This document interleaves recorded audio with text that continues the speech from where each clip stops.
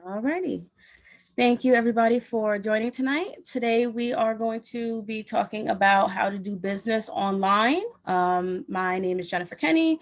I am a project coordinator at the Suffolk County Community College Entrepreneurial Assistance Center. A lot of you I've spoken to, I'm the one that answers all your phone calls majority of the time. And we are getting ready to get started. Okay, so we will be learning about some different platforms you can use to create your online store to do e-commerce. And basically tonight, what we're going to really be getting into is what is e-commerce and different forms of it so that you can think about what would be best for your business. If you have a business, it would be a great way to grow online. And if you don't have a business, but you're looking somewhere to start, you can just simply start your business online instead of having a physical store. That is also an option, and you'll see the differences in this presentation tonight.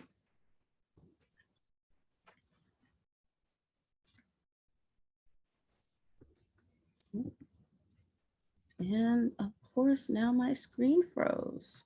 There we go. So first, what is e-commerce?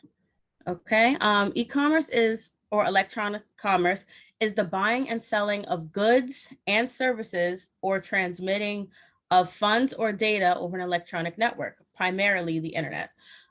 These business transactions can occur in 4 different ways, either business to business, business to consumer, consumer to consumer, or rarely consumer to business. These are the 4 different models we just talked about. Abbreviated B2B, B2C, C2C, and C2B. So business to business.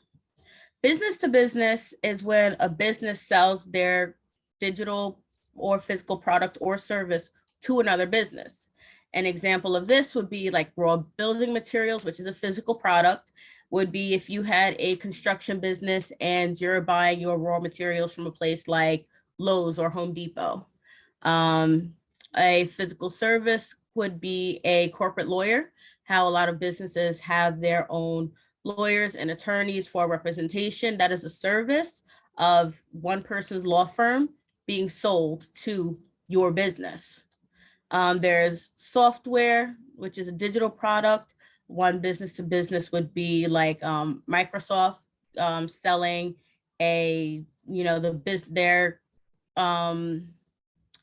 their suite to another business. And sometimes there's different payments where there's a regular consumer and then there's, business. So sometimes that'll have upgrades or more services in that plan. And there is social media marketing, which is a digital service. Social media marketing could be like if specifically you hire a marketing business to market your business to bring in more customers. So whether it be via advertising, if they run a Facebook page for you, Instagram page for you, however it is, you hired another business to market your business. And that would be a business to business transaction. Business to consumer. So that's when obviously a business sells to a customer. And this is the most frequent model used, whether it's online or in person. This is the model that most businesses use in general. So like therapy, physical therapy, cognitive therapy, you have a person, a consumer coming in, whether they're paying out of pocket, whether they're paying via their insurance, they're coming in to receive your service. And so you're getting paid directly from either consumer or their insurance. Either way, it's business to customer. Retail, which we all do every day. You got to go grocery shopping. Some people grocery shop online, but it still goes to that store. So that's business to consumer. You are paying them for their products. Memberships like gyms, country clubs, things in that nature. That's a monthly fee to the consumer. So if I'm paying Planet Fitness every month to go work out. I'm a consumer and they are getting my monthly payments so that they continually have revenue, of course, until I decide to end it. But that would be the business of Planet Fitness to consumer, which would be me to use their equipment and their facilities. And then there's subscription. We have music subscriptions, there's wine subscriptions, magazine subscriptions. So, you know, you can, if you pay for Pandora or Spotify music, if you pay for, you know, the monthly wine boxes, that's, you know, sometimes they market online and that'll be a subscription, or maybe you pay for Ebony magazine, something like that. That's business, another business to consumer method. Consumer to consumer. This one, it's very casual. There's not necessarily a big, you know, business background setup. It's more easy and laid back, like a garage sale, a lemonade stand. If you have, you know, things you no longer want, like sneakers or something like that, and you want to sell them online somewhere like eBay or Facebook Market or something like that, you're just selling your products to another customer. You don't necessarily have to have, you know, a business background, a business name, things like that. You just have an account, or again, if it's physical and in person, it'd be something like a garage sale. People drive by, maybe you put up flyers with your address, they see it, you get the money, and it's fast. You don't really necessarily have to wait for it all the time. Sometimes it's immediate. You know, if it's online, it can potentially take longer, shipping and fees and stuff like that. But generally, you get your products immediately with consumer to consumer. And then rarely there is consumer to business. So it's when a consumer would sell their service or their products to a business. So somebody who may be freelancing, they can do their whatever service they want. A business will pay them to do a service for X amount of time, but they don't have any contract to stay with that service. With the business doesn't own them. They're not working for, you know, a paycheck, a weekly, bi-weekly, whatever paycheck or salary. They agree to perform a service for a business. They get their money at the end of the service. Pawn shops are another consumer to business, because now you are taking your personal belongings and going to this business to sell it for cash right on the spot, and they would resell it to get their money, try and get it back. But after that, it's out of your hands. You yourself are selling to the business. A lot of people will do jewelries or rare finds, stuff like that, maybe antiques that have been passed down their families they're not interested in. They'll bring it to a pawn shop, see how much it's worth, and they'll just get the money on the spot for it. Which again, it's not any big setup. You just go, pay, they pay you, and you move on. And then there's bloggers. Bloggers, especially those with large followings, can make posts online for on behalf of businesses for a fee. So they will charge a business to post on behalf of them. So if you have maybe a big social media following on TikTok is popular now. There are a lot of people who would do something like a makeup line. They say, hey, you know, I have a lot of people following me. My page gets a lot of attention. If you pay me and send me some of your products, I'll do a video on how your products are, give them an honest review. And if they're good, you know, I'll give me a link to your site. A lot of times there will be a get 5% off or something if you use my code, something like that. Then people, it brings traffic to their website. So maybe they don't want the product that the blogger used. Maybe they want a different product that they see on their website. So businesses do that a lot too, with bloggers, online advertisers, people with high social media followings, to get their products out there more than just, you know, walking past the store, because online has become extremely popular and not everybody shops at, you know, malls and outlets and stuff like that all the time. Now, a lot of shopping is done online. So why not expand and use somebody else who, you know, maybe it's $100 for them to post an ad of one of your products to their page for 2 hours, 3 hours. It's a lot to a lot of businesses. That's just pocket change. They're willing to do it, and it brings them more customers to their page. And then we have affiliate marketing, which again, it's very similar to bloggers. It's person with a large social media following doing ads for companies. And I will give you an example on this YouTube page.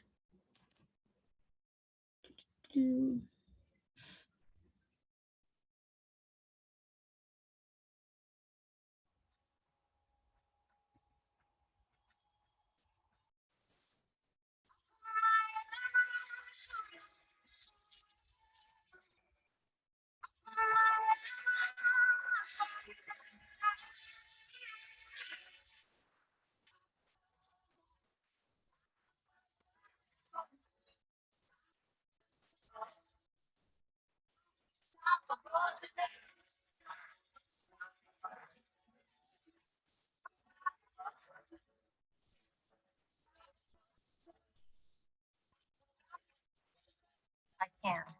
We will. Evo, the new fragrance, Lancôme.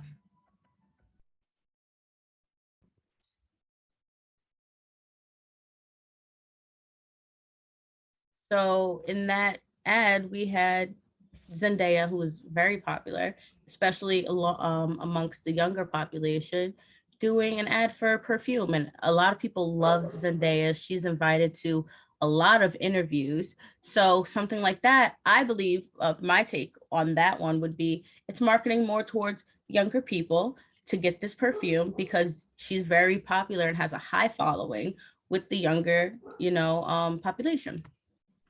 Younger being like 20s and teens. So there are different revenue models in e-commerce. Here's a list of them. We're going to go through all of them one by one, just so you get a better idea of how to do each one, what each one is, and we can always go into depth later on to get specifics if you have any questions or you're confused about anything. Also, if you have any questions, you can put them into the Q&A or raise your hand and we can unmute. We can allow you to unmute your microphone. We will have a question section at the end, but if you have any questions in the moment, don't be afraid to use the Q&A and chat. So the first one is drop shipping. This is when a business or an individual sells products to on their site that they don't make themselves. They just have an account with items up, and the packaging goes straight from the distributor, and it's distributed by a third party from the manufacturer to the consumer. So you don't even have to come in contact with the product at all. So the seller doesn't touch the product. You don't have to have any inventory. You don't have to rent out warehouse space to keep anything because you don't touch anything. You are the link between a person and a business. You are a third party essentially, and you're just linking the person to this website where somebody else is going to distribute it and sell it, send it to them. You don't have to worry about any of that. So people who do drop shipping, they take a small cut from the product or distributor. And drop shipping is very common. Wayfair, for example, they don't have a physical store. They don't have inventory that's, in a warehouse. They have a company that they partner with, and they said, hey, can we drop ship your products? They say, sure. And they just have a direct link to that company, and it lines up with their inventory so they can see what's in stock, and they just take a cut from that. Amazon does that. Shopify does that. There's different places online where if drop shipping is what you were interested in, you can definitely set up a store based around drop shipping where you don't have to touch any product. You are just the middleman and you get a pay, you get pay from what the total payment was. So the company who actually has the product will get a percentage, and you will get a percentage of what the consumer paid. Subscriptions. These are monthly payments or sometimes yearly, depending on the package you get or the platform from consumers. So we've moved from newspapers and magazines to now digital products and subscriptions, like monthly boxes with different items. There's Ipsy is a service where you can get monthly different makeups, try them out. You can go There's a couple sites like that. There's, Adore Me, where you can sign up for a monthly subscription to get clothes from there. A lot of different sites have this subscription option to bring in monthly revenue. So even if you don't buy anything, or if you don't necessarily use the service for that month, you can they still get their money. And it's a great way to retain customers and predict how much stock will be needed. So if you do subscription boxes like beauty and apparel, I have this amount of customers, and if it's apparel, this is their size. So you can generate how much will I need on a monthly basis, how much inventory will I need, so I can send this percentage of people their products on a monthly basis. And when it's beauty and makeup, how much inventory am I going to need versus how many subscriptions I have, how many subscribers do I have? So if you do makeup and you do different skin tones, so maybe you see,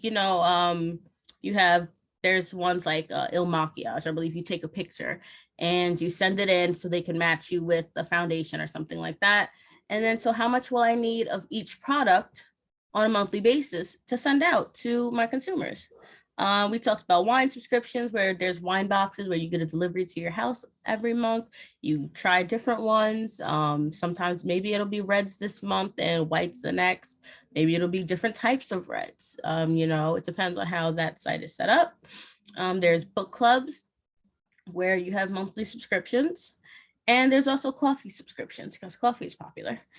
So you can pay for a monthly subscription to have coffee sent or coffee grounds sent to consumers. So, subscriptions are you can go anywhere from it. You can even do digital subscriptions like music. So if you have, a music site and you want to do subscribers, you want to get people to subscribe and pay you monthly, maybe you'll have something like advertisements, and a lot of people don't want ads, so they'll pay that monthly fee, that monthly subscription, so you constantly get the money, you constantly get the income, and they get to skip the ads. A lot of these topics are going to cross over, just so you know, so it'll seem like we'll be going in depth a little bit more down the road because of the crossover. Then there's private labeling and manufacturing. So private labeling is when a manufacturer creates products that are sold exclusively by one third party under a different brand name. So they create a product and they agree, I'll only sell it to you, but it will be sold under this name, so it only goes to you. And people will know, oh, if I see this brand, it goes to this person. So an example of that is Equate. If you go to Walmart, their store brand is Equate. So that's private labeling and manufacturing. Their manufacturer decided they will create a brand strictly for Walmart, which would be Equate. So that'll be your, it's sold under a different brand name. It's not sold under Walmart because Walmart is not creating it. It is sold under Equate because that's their agreement and their name under the third party. So Target has Up and Up, Costco has Kirkland, ShopRite has Bowl and Basket, BJ's is Berkeley and Jensen. So this is very common in the retail market and like physical retail. And you can do this too for online store if that's what you wanted to do. You can get an agreement with somebody to create a product name, a brand name specifically for your store, and that would be for you. I have a question in here. Let me just see what this question says. How would taxes work with drop shipping? Would I charge it to the customer just like any other online store? Would I need a tax ID number? Should I hire a bookkeeper? That's a large question. Okay. So let me go step by step. Taxes with drop shipping, charging it to the customer. So yes, you would see generally with drop shipping is you would see what the website, what the manufacturer, wherever you're getting it, whoever you're doing the agreement with, what they're selling the product for. And generally, you would put it maybe a couple dollars higher and it would cover you would see what it's costs with taxes, with shipping, things like that, and you'd put a couple dollars more so that you get that percentage, you would get that difference, and that would be your profit. Tax ID number, I think that's how it depends on how you set up the store. With the tax ID number, that would be mostly if you are registering a business. Otherwise, not everybody does, but you know, most people should. Again, it depends on who you're working with to do the drop shipping to see how what they require. So it changes from business to business. Should you hire a bookkeeper? If you don't have the skills to properly handle this.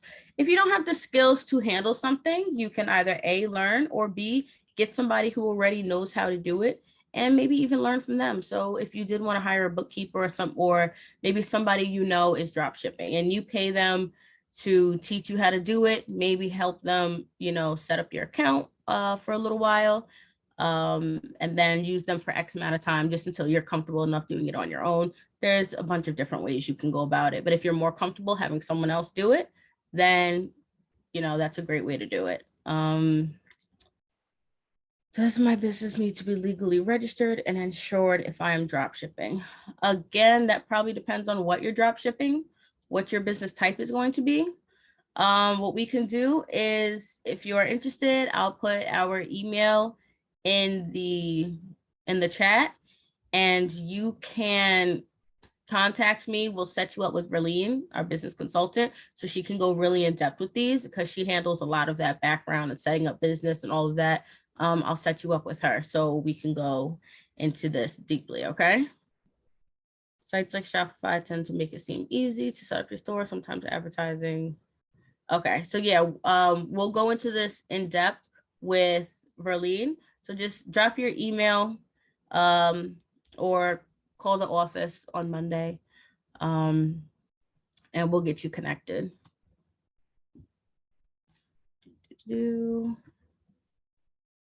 Thank you, Miss Kenya, for putting that in the chat. Okay, onward. You're welcome.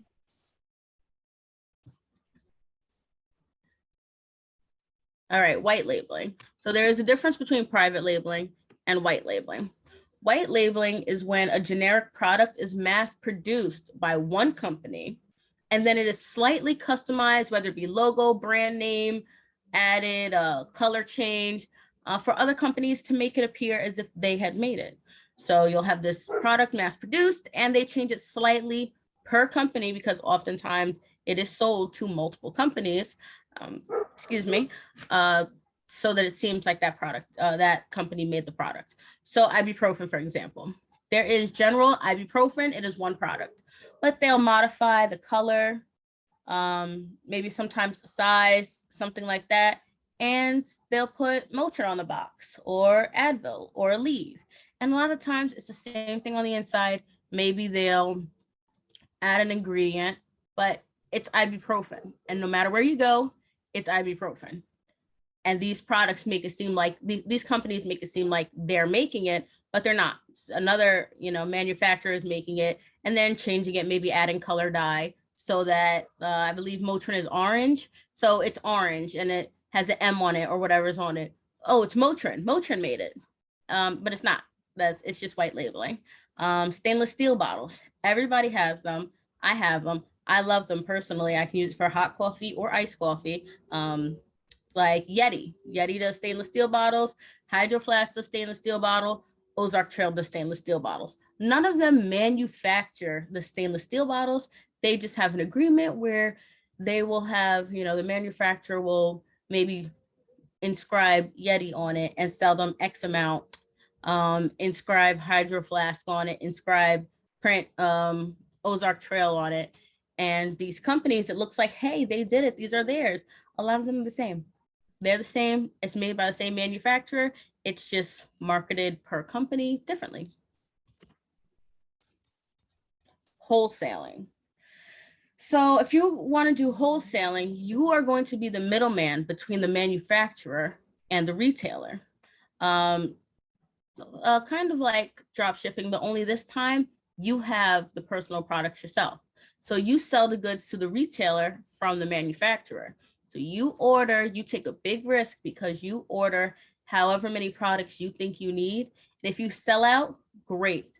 But if it is not popular, now you're stuck with all this product and you've got to find a way to make your money back. So maybe you have to drop prices just to get it going. So wholesaling can be risky because, you have the stock, whether it be in-house, whether it be you go to a warehouse, you rent warehouse space. So you're paying monthly for this warehouse space and you have all this product which is supposed to help you. But if it's not the right product, depending on what's popular in the market at that time, it can be a loss, but it can also be very profitable. So one wholesaling company is Alibaba. So I'm going to open up their site just so you can see it and see different types of products that they will wholesale. So a manufacturer makes it, Alibaba has warehouses where they hold it and they just resell it.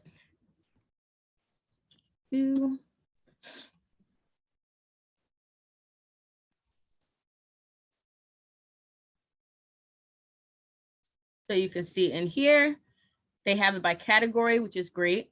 Because if you wanted to work with Alibaba, and some people do drop ship from Alibaba, then you can go by product. So they have gaming products, commonly used accessories and parts, which is good. That means that they have an algorithm. They've done the research to know this is what a lot of people are buying, whether it be from this site, whether it be in general across multiple sites. So they have that here so that they can send it out. Mobile phones and accessories, that's very popular. Everybody's got cell phones nowadays, and we're all losing and breaking our chargers. So having those accessories are good. A lot of people are driving, so having the phone stand that you see here in the picture, that's also good.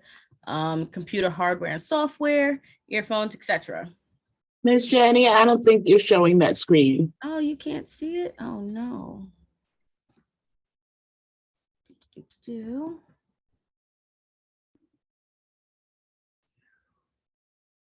Sorry about that. Thanks for letting me know.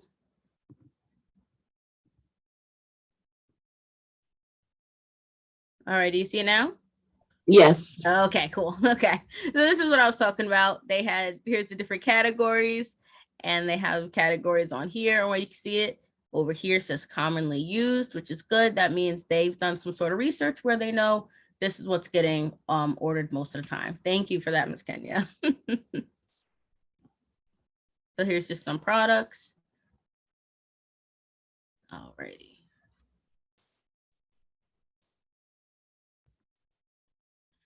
eBay. eBay is another one that does wholesaling. So there's different, platforms on eBay. eBay, you can do your personal stuff, or you can have it set up as a business where you get a bunch of products, you get a bunch of inventory, and you sell them in eBay. So sometimes you'll see a product, you'll look up like dollar coins, and you'll see a person has 5,000 coins, 2,000 left, XYZ. They're doing wholesaling. They have a lot of a product and they want to reach a big market. So they've got a lot of inventory in so they can continue to keep selling.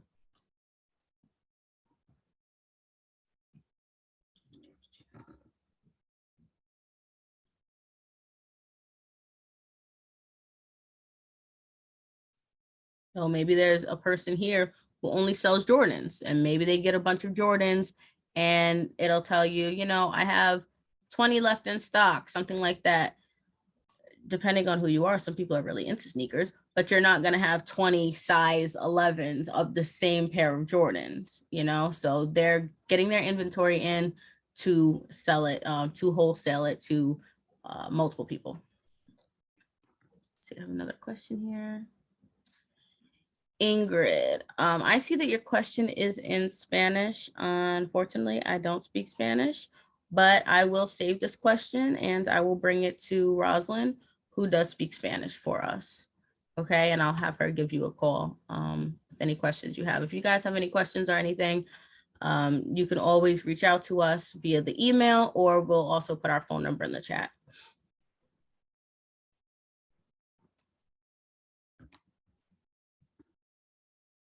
And last but not least, for wholesaling is made in China.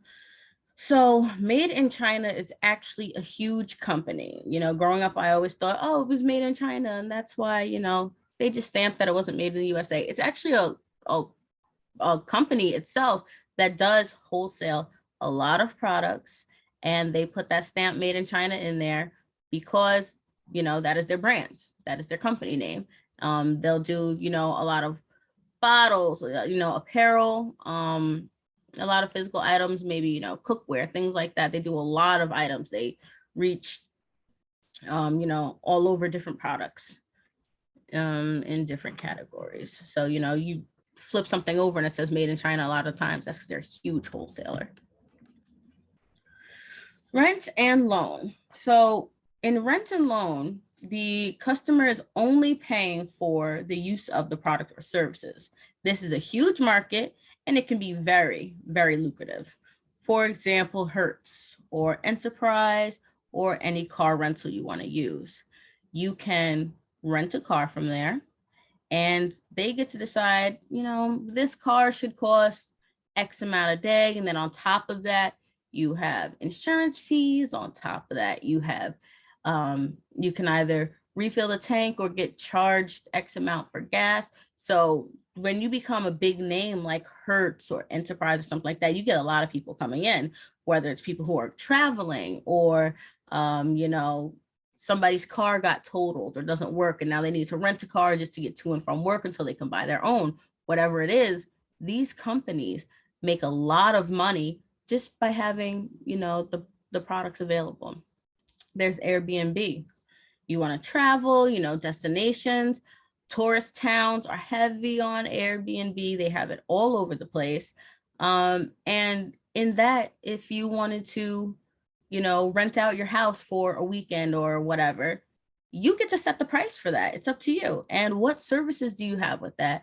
Do you do gift baskets every time somebody, signs up to go and stay in your home? I had an Airbnb up in New Hampshire, up in the mountains. It was beautiful. And they had this beautiful wine basket that was complimentary because their Airbnb gets used so much. They had plenty of money coming in. So to make up for that, they decided, how do I keep people coming back?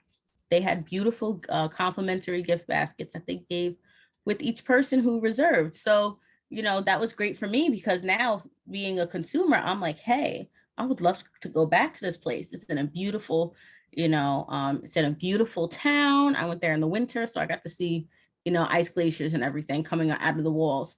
And it was wonderful. And just to have that little consideration of, we want to make you comfortable. Here's a lovely wine basket. That was nice. And it keeps you coming back. It keeps customers coming back, especially when they have good experiences like that. And then there's also Fat Llama. Fat Llama is a gadget rental. So that is an online store where you can rent drones, cameras. Maybe you need to rent a bunch of headphones. So their website is specifically set up to rent gadgets. And with rentals, if there's any damages, you pay a fee. But other than that, they're not using it. So they're just charging somebody else to use it while they're not. They already have it. They paid for it the one time. They don't have to keep paying fees on it. They own it. So now they're just making money off of the products they already own. Same thing with the Airbnb. Some people use it to pay their mortgage. I'm not going to be here for 2 months because I'm going out of the country. Well, those 2 months, you can set up your house for Airbnb. You get to decide how often you do it, the length of stays. If you go on their site or app, there's calendars for when it's available, how much it costs that day, because sometimes during holidays, it'll cost more. So like 4th of July, it'll cost maybe $50 more per night than on a regular Tuesday or Thursday. So that's a good way that people make money. And that's why it is very lucrative because the prices can change. And a lot of times you already own the product and now you're just having somebody pay you for something you already have. So you don't have to really come up with extra fees majority of the time. Of course, if there's damages, you have to replace them, but people pay for the damages. They owe you money. We have freemiums. So a freemium is when you sign up for a free version of a product or service with reduced functionality. So typically only digital products, no real variable costs associated with the products. But the hope of the freemium is that the customer will sign up for the premium plan later on so they can access the extra features. So the paying customers ensure that the company turns a profit. The customers who sign up for free and only use the free version don't. However, you know, if they like it, they're getting the word out there and maybe they'll share it to somebody else who is going to decide to sign up for the premium version, which will just keep bringing in money for the company. So a couple examples, Spotify and Pandora, both of them run ads in between your songs. So maybe you'll get 1, 2, 3 songs play and you're really getting into the music and then an ad comes up. Food ad, car ad, shopping ad, whatever, it's an ad. And now it's disrupted your music. And sometimes you'll get 2 ads, 3 ads in a row before your music can play again, because the ads are giving them the money for you having the free version. When you pay for the premium, then you skip the ads. So now they're still making money because that's your monthly subscription. They're making the money either from the ads when you're in the free version, or they're making money from your subscription when you are in the premium version. And then Amazon. So a lot of people sign up for Amazon Prime, myself included, because I want the extra features. I want Prime Video, where I can watch TV shows that may not be on Netflix or Hulu. I have, you know, faster shipping and lower to none on delivery fees. You know, there are some stores who don't offer Prime access on Amazon. So, you know, maybe instead of having free delivery, I'll have $3 delivery as opposed to $12 delivery. So just having those extra features makes it worth it for me. So whatever your monthly payment is, you can get something like, I know Amazon also has Prime Photos too. So you can have photo storage. I take a lot of pictures. I can put them on there instead of storing them all on my phone because I'm gonna need my phone space for something else. So freemium is great because regardless of what kind of store you have or what kind of business, a lot of different businesses can have a subscription to something, whether it's, you know, a tool business. If you sell tools, you can have a subscription to where you get a free tool a month, whether that's going to be a $5 tool or a $20 tool. If you're only paying $10 a month, it could seem like it's worth it. If you're, you know, somebody who's always fixing things. For me, Amazon seems worth it because I shop online a lot. So to get my products, 1-day shipping, 2-day shipping, to get them at a lower delivery rate instead of paying delivery fee, a lot of the times it's free and it's faster. I'm willing to put in that money so that I can get what I want quicker. Types of e-commerce websites. We have individual brand websites, online retailers, and marketplaces. So individual brand sites, they are vendor-specific websites dedicated to selling goods of one individual or business.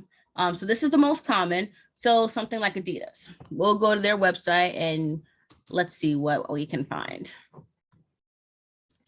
Oh no.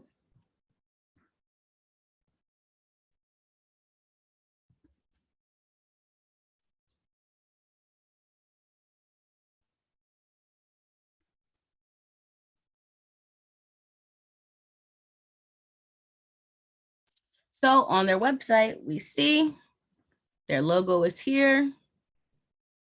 You know, you can join, whatever. Men, women, kids, okay. But then you can shop by category, shop, you know, sports collections and things like that. But all of their products say Adidas on it. This jacket says Adidas. This hat says Adidas. It has their logo on it.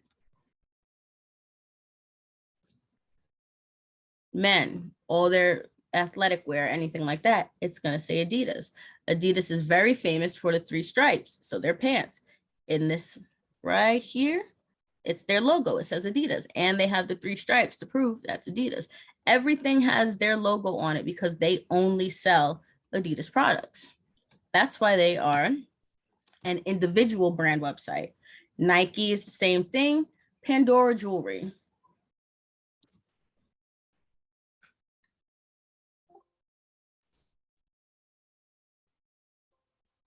Okay, well, it's not working right now. It worked right before this, but if you go onto Pandora Jewelry, why is my computer being funny? Everything, their charms say Pandora on it, their necklaces say Pandora on it, their bracelets say Pandora on it. It's not going to say anything like Swarovski or anything like that.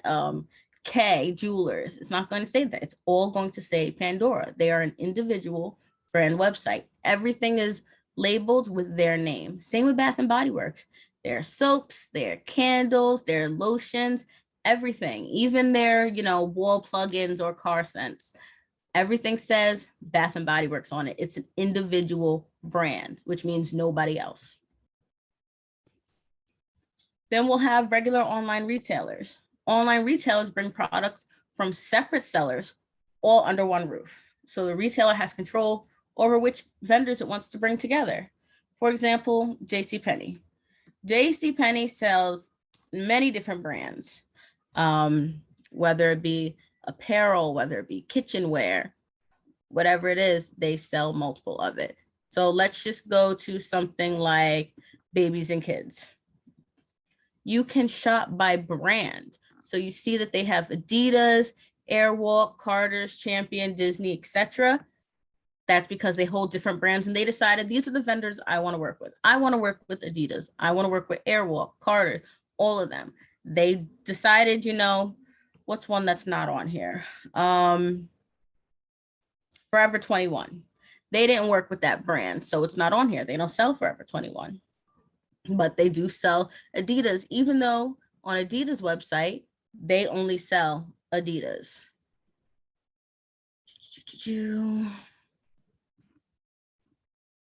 Macy's, same thing.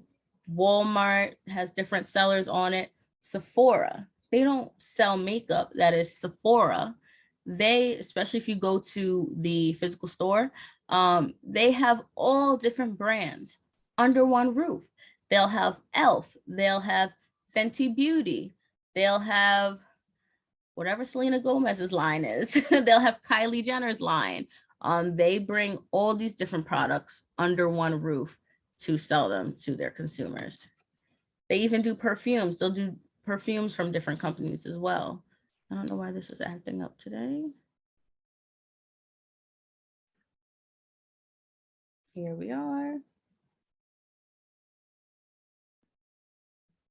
So on here, you'll see they have brands. These are different brands, and they even have them alphabetized. That's because they have a lot of brands. No, I do not want to sign in. So they'll have Beauty Bio, Beauty Blender, however you pronounce that one. A bunch of different brands, Calvin Klein. So maybe they'll have Calvin Klein, perfume or something like that. Different brands, different products, because it's just retail. It's just an online retailer. They don't sell, specifically Sephora. I'm only going to sell Sephora brand products. They're going to sell from everywhere. And Dick's Sporting Goods does the same thing. They'll sell Nike. They'll sell Adidas, a bunch of different brands. Their sneakers as well. Sneakers, apparel, water bottles. Maybe you'll find a Yeti water bottle in Dick's Sporting Goods. Things like that. Camping equipment. And those companies that sell camping equipment, golf equipment, but it's not just Dick's Sporting Goods, it's everywhere. So especially when you see something like this, where there's an option for top brands or brands like the other sites, it's an online retailer. That means they sell more than just the individual product brand. And last but not least, we have marketplaces. Marketplaces impose some restrictions on what can be sold and the setup. And they step in normally only if there's a dispute between the vendor and the customer. Otherwise, vendors pretty much get free reign. So we talked about selling your products on eBay earlier. If you want to sell sneakers you're not wearing anymore, backpacks you're not using anymore, maybe even a car. If you want to sell that on eBay, you pretty much have free reign. Now, if a customer complains to the site about you, then the site may, step in and say, hey, what's going on? And just make sure everything's, running smoothly and that this dispute won't come up again, or maybe there's something you did wrong and they're like, hey, you can't do that. You have to operate in these terms because we want our customers to keep coming back on to our website. Amazon. There's a lot of different vendors on Amazon. So you can type in something like sweater and see all the different vendors who are selling a sweater. And a lot of them, sometimes you'll see the same picture, but it's a different vendor selling the same sweater. So let's do something like dog treats. Oops. So here you'll see Purina Beggin. This one's sponsored, so it's going to be higher. Let's see who's selling it. If you click onto it, this one is actually being sold by Purina Beggin. This company is selling its product on Amazon. They have a site. A lot of times you can see the seller is just, you know, an Amazon name, whatever their store name is going to be on Amazon.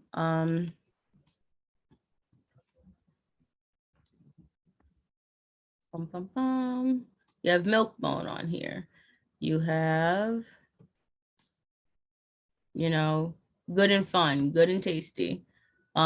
Different companies sell on here, but it's all under dog treats. I'm trying to see if there's one that maybe I can see, you know, just a regular. I probably won't find that for, you know, something like dog treats, but like something like t-shirts or something like that. You'll find just a regular person who has an account on Amazon where they're selling on Amazon.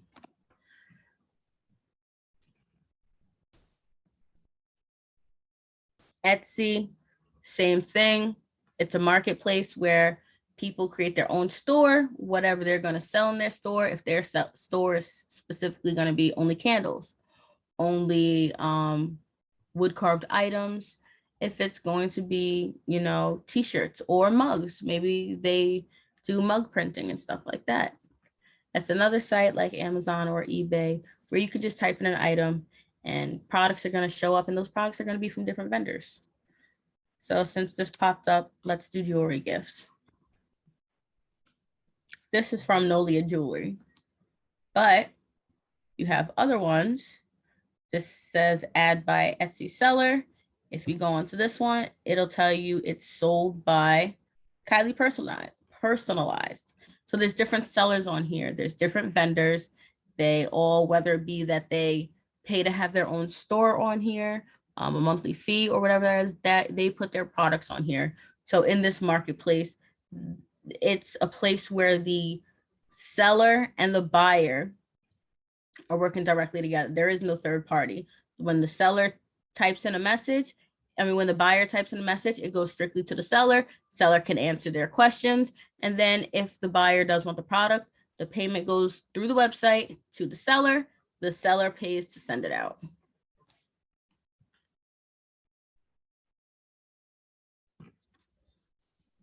We have Shopify, which is kind of set up the same way. And Squarespace. The thing with Shopify and Squarespace, as opposed to Amazon, Etsy, eBay, is those are more designed for the business owner than they are for the consumer. And the reason I say that is because you can't go onto Shopify or Squarespace and type in a product name and come up with a bunch of vendors.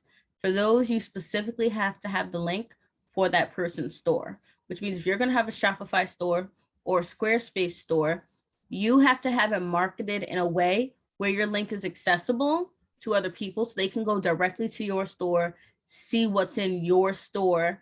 It's not going to be typing in mugs and finding everybody who does mugs. That's just not how it works on these two platforms. So we'll look at Squarespace so that you can understand what I'm saying.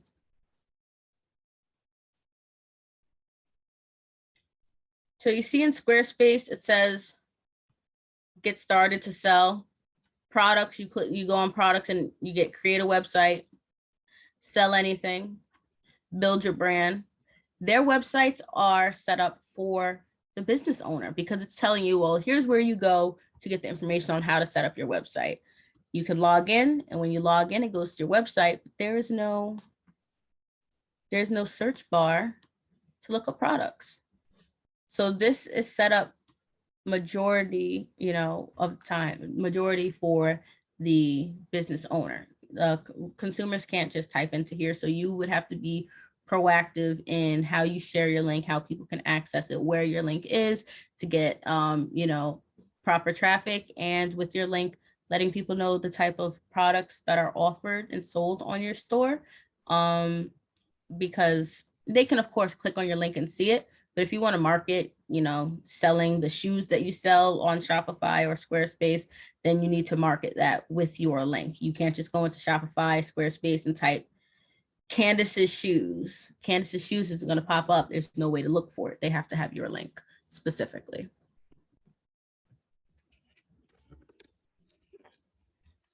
Where can you create an online store? You can be a vendor on Amazon. You can create an online store on Shopify or Squarespace, like we just talked about. You can create an online store on Square Online. Square Online, we will be having webinars January 24th, 2023. That'll be our Spanish webinar on how to create your store on Square Online, how you would set that up. And then on January 26th, that would be our English presentation on how to create your store on Square Online. You can set up a store on eBay, or you can just, sell your products in general on eBay. Take a picture, put in a description after you make an account, and just sell it to directly who the buyer is. Maybe you want to do bidding. They have that option available on eBay as well. That one's very versatile. You can do a lot with that one. Pros of e-commerce. There are low operating costs. Most of the time, you don't require any warehouses, any inventory, transportation vehicles, or staff. This, of course, does vary if you are wholesaling and you do have a warehouse where you are selling your products from. So you may have that cost, but again, you don't have other costs, maybe like rent or something like that. So you do have lower operating costs. A lot of times you have 24/7 availability to the customers, so they can make purchase outside of the regular 9 to 5. ShopRite is only open from, I believe, 7 a.m. to midnight. So I can only shop 7 a.m. to midnight. But if I want to shop at 4 a.m., I can't. I have to wait until they open. So with online stores, you do have 24/7 availability where you're getting paid while you're sleeping. People are making orders whether you're there or not, because at the end of the day, it's online and they can reach it at any time. There is better customer support, which enables you to answer customer queries and solve problems without consuming much of your time. Somebody, puts in a question, you get it emailed, you don't have to hover over it. You'll get the notification of when there's a question, you can review it. Or some websites, they create video guides or FAQs to have under certain questions, especially frequently asked questions, FAQs. They'll have frequently asked question, you click on it and they give you an article or video answering the question. So a lot of the time, you don't even have to worry about that question. They don't need to continue with customer support to even make it to you, because they received their answer in the FAQ or the video guide. And being online, a lot of stores may have 24/7 customer support section where you can type into the chat. You can call at any hours, and whether you have that as a service out somewhere else where you work with them, they know what your regulations are, the way you work, and they can answer those questions. You don't have to be bothered with it. And the customers are happy because they don't have to wait. They're getting help right away. So their questions are being answered in a timely fashion, and you don't have to deal with it. So it's a win-win. It's a boundless business. So you can reach a larger population than your local audience and grow your business. So regular mom and pop shops, they'll reach directly around where they are. And most of that is maybe a person went in, word of mouth, and it stays within the neighborhood. Now, if you take that mom and pop shop and put it online, then you can get a lot more revenue, because you can get, orders from other towns, other states, other countries, however you set that up, which gives you the growth to get more income. You get a lot more business revenue that way because it's just easier for other people to reach you. I don't want to drive to, McDonald's because it's only 2 towns over, for example. We know there's McDonald's everywhere, but for example, but there's a Wendy's right here. But if I want to order online and they'll deliver to me, sure, I'll get McDonald's because they have the online option. And there's feasibility to operate from anywhere. You can operate your business from home. You can operate it on vacation. You can operate it anywhere because since it's online, you're not stuck in a physical location like an office. You are free to travel a lot of times as long as you have internet access. But you're making, even if you're not working that day, you're still making money because you're still making sales, even if you're not in office. So if you're not on your phone or your laptop running the business, you can take a day or two, go away for the weekend, and your business is still running. You're still making your revenue. You don't have to be in a physical location like an auto body shop to make money. For an auto body shop, they're not making money on Sundays because they're closed. They're not making money online because you have to come in and they have to physically fix your car. But if you have an online business, you don't have that issue. There are some cons of e-commerce. I'm not just going to give you the pretty side. Customer service can be limited depending on your setup, like the setup we talked about earlier, whether or not you have somebody else doing 24-hour service for you, have 24-hour chat. Customer service might only be during certain hours. So if you hire someone strictly to work on the customer service section when people type in and they have their questions, those hours are whenever you're available.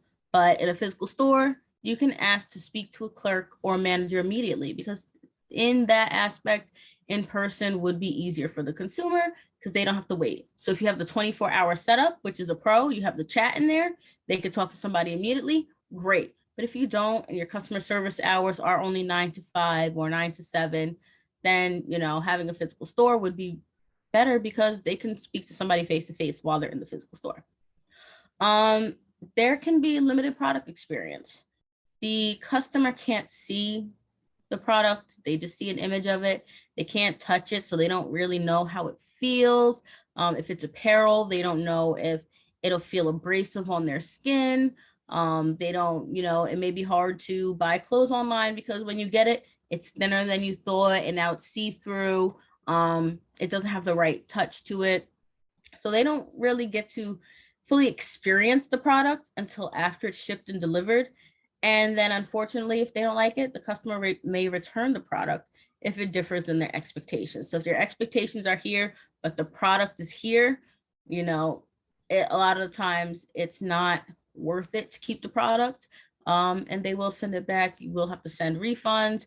Some people, some companies they send you labels. So the company is paying for the return shipping, not the consumer. It all depends, but in that aspect, getting to really know your product before you purchase it, that is a downside of online stores because you just simply don't. It's online, you can't reach to the screen and touch it and feel it. The wait time. When you're in a physical store, I like it, I'm buying it, I'm going home with it immediately. For online stores, you're waiting for your products to ship instead of going home with it right away. Shipping windows have decreased. So especially something like Amazon Prime, you can get 1 day, 2 day shipping where it goes straight from the warehouse. But if it's something that you need, I'm going to a party, I need a dress or a suit and my party's in 4 hours, you're going to have to go to a physical store. Doing an online store is not going to work for that. When you're in the time crunch, you need something now, your online store unfortunately won't work for that. And unfortunately, I'm one of the people who tend to be last minute with stuff like that. So that I would be the person who is going to a store to find something to wear instead of shopping online at somebody's boutique. Cons continued. Security. There are skilled hackers that can create authentic looking sites that even mimic your site, and they send fake or imitation versions of products to customers, or maybe they just steal their credit card information. Legitimate sites also carry this risk, especially when customers store financial information on their site, like the save for later option, to make future purchases easier. If that site gets hacked and the information is stolen, the data breach can ruin a site's reputation. But even if somebody creates an imitation site and they set it up and they start sending fake versions of products and a customer thinks it is yours because it looks like yours, it looks like your product, it looks like your website, that can also hurt your reputation. That's not to say that shopping in person, a store can't get hacked and take your credit card information, but online does tend to be easier sometimes because you hack the website and you have information and access to everything. So that is a downside. General knowledge about e-commerce. There's a very large rise in e-commerce in recent years, causing many analysts and economists to debate whether the B2C, which is business to consumer, market will soon make brick and mortar stores obsolete. If I can get it online, sitting on my couch whenever I want, then maybe that's what I want to do. Maybe I don't want to get dressed and spend the gas to go to the store, and then I have to drive back home and carry the product. If it's online and they deliver it to my front door, if the product is tools or equipment, it's going from my front door to the garage. I don't have to transport it to the register, to the car, to the garage, and pick it up and lift it and all that stuff. I don't have to do that. It comes to my front door. I put it where I want it, and that's the end of it. The Census Bureau and Federal Reserve economic data show the increasing importance in e-commerce retail, especially since the COVID-19 pandemic, when everybody was stuck home. What were we doing? Ordering online. What else was there to do? We couldn't go anywhere. Everywhere was closed. If you need something, majority of the time people ordered it online. E-commerce sales have consistently grown in the United States since 1999, peaking at 16.4% in Q4 of 2020. So again, everything was closed in the end of, mid to end of 2020, COVID, and everybody was shopping online. It was great. It was easy. Nobody had to come in contact with other people. In Q1 of 2022, e-commerce accounted for 14.3% of sales, topping the pre-pandemic level, Q4 of 2019, of 11.1%. So the market is moving a lot to online. People are taking their brick and mortar stores and maybe wanting to keep their physical store, but expanding to online so that they can get a bigger reach, so they get more revenue. And that's just the way it is. A lot of people are not going into stores anymore. They don't want to deal with the traffic. They're doing everything online because it's easier for them. And if it's easy, that's what a lot of people are going to do. Not everybody wants the personal feeling of being in stores. Not everybody likes to interact with people. Some people are more comfortable behind a screen. It's simple, and that's just the way they're going to move forward. And so now I'm going to open up for questions. Let me see. I have a question here. If I want to sell my products to a store and they will sell it at another price, how should I get the percentage for myself or for them? Okay, so, okay, thank you. This is a Spanish translation from the question before. So if you want to sell your products to a store, and they're going to sell it at another price, you have to determine, what is your product worth? What are you going to sell it to a consumer? And what are you going to sell it to a business, knowing that they're going to hike up the margins so that they can make a profit off of it? So maybe you'll sell it $5 to a consumer, $7 to a business. The business is going to hike it up to $10, so both of you make a profit off of it. Because at the end of the day, you can't control what somebody else sells your products for. But if you see that, hey, my products are selling, at this store for this much, and they're consistently selling, and you're seeing that, maybe they're being sold out, maybe that'll help you, raise your prices to what you're going to sell for the consumer. So it doesn't necessarily have to be a competition. You can use that as research on, hey, my product is worth more than I thought it would be. People are willing to pay the price. I'm going to raise the price on it. I get the percentage for myself or for them? How should you get the percentage for yourself or for them? So you would just, again, what you believe your product is worth, what you would pay for it. That's what majority of the people would sell their items for.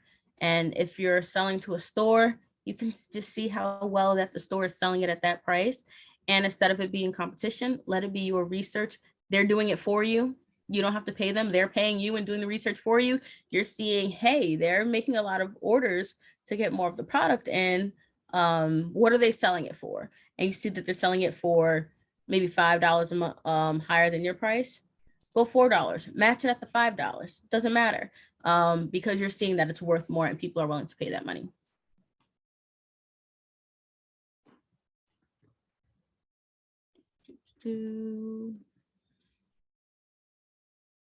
Okay.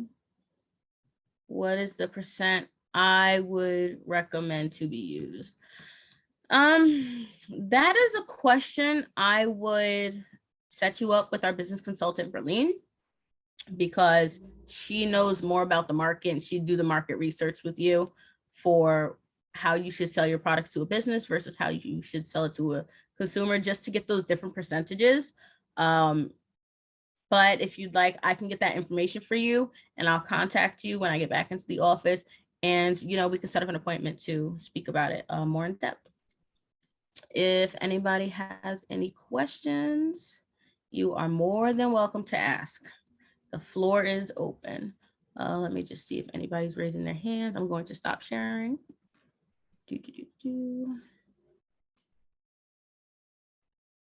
Again, if you do raise your hand, I can allow you to talk and answer your question on the spot. You can just say it right into your microphone if you have that.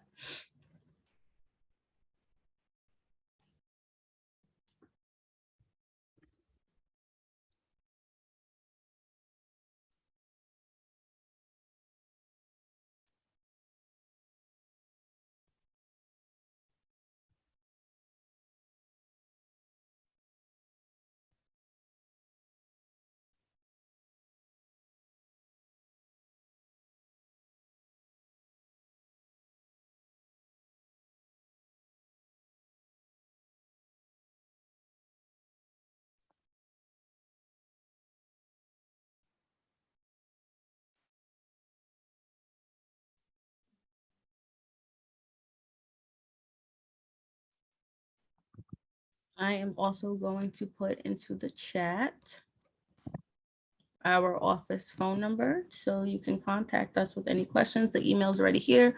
I'm going to add our phone number in here for you guys. If you have any questions, you can always give us a call. I will put both the English and the Spanish number. That way you can speak in whatever language is more comfortable for you.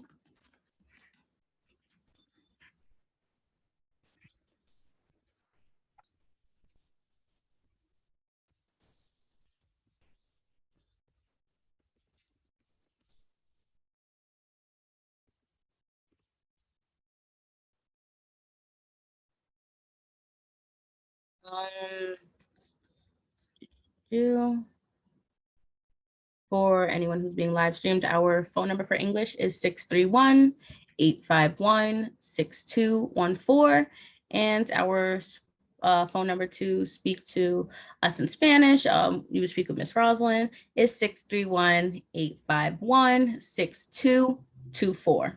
So English 631-851-6214 and Spanish 631-851-6224. Have another question in here.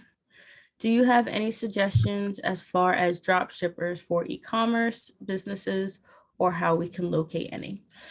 So the way a lot of people do their drop shipping is they actually contact the company, and a lot of times companies are more than willing to work with you for drop shipping, and you just get an agreement with them and say, hey, I want to do these products, I want to sell it on my store. Is that fine? Will you send it out for me? And you'd be surprised at how many businesses will actually agree to do that, because at the end of the day, their product is going out. A lot of times it has their logo. So, they have no problem with it, and they will work with, I believe you'd be considered a vendor, to do drop shipping straight from their site or straight from a manufacturer to consumer. So all you have to do is reach out and say, hey, I would like to work with you. I want to do drop shipping. A lot of the times they are more than willing to do it.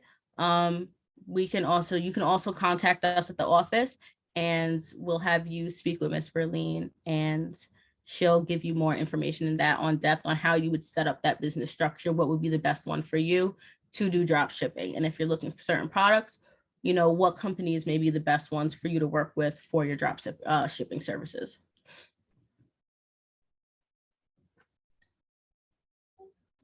All right, do we have any more questions coming in? Oh.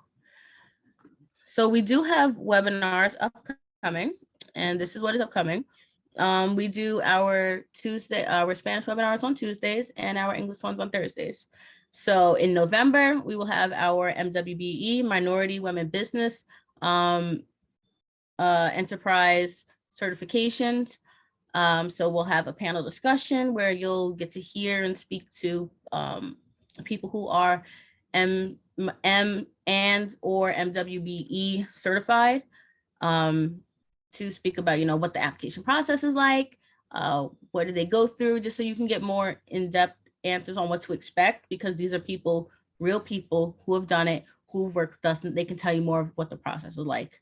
Then you will have our introduction to MWBE. What is it? Why should you be interested in it? How do you go about it? And then we'll have a webinar on what the application looks like, what the process is like, what documents you would need for your application. Then we'll have a webinar on navigating the New York State Contract Reporter, so you can see where to place bids for procurement for your business. We'll have the capability statement. The capability statement, Ms. Kenya likes to call your business resume, which you know, you market with that, you network with that, so that people know what your business services are, what your business product would do, what you can offer somebody else, and you can use that for procurement. Then there will be a webinar, Understanding Financial Statements, which is a big one. And then there's also, we'll be working with Square Online, and we'll have doing business online using Square. Again, they'll give you the information on how to set up your business using their platform, what it would look like, you know, how to make changes, and all that information on what you would need to set up your business on that platform. Let me just see if we have any more questions the final time. Oh,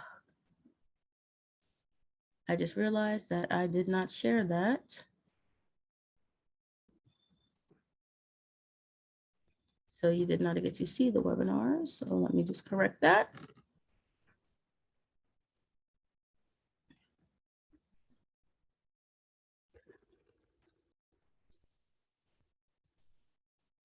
Here we go. There we go. So on Tuesdays, we have our Spanish webinars, and on Thursdays, we have our English webinars. And if you are interested, I will send you the links to register for these webinars. Send us an email or give us a call. Let us know what you're interested in.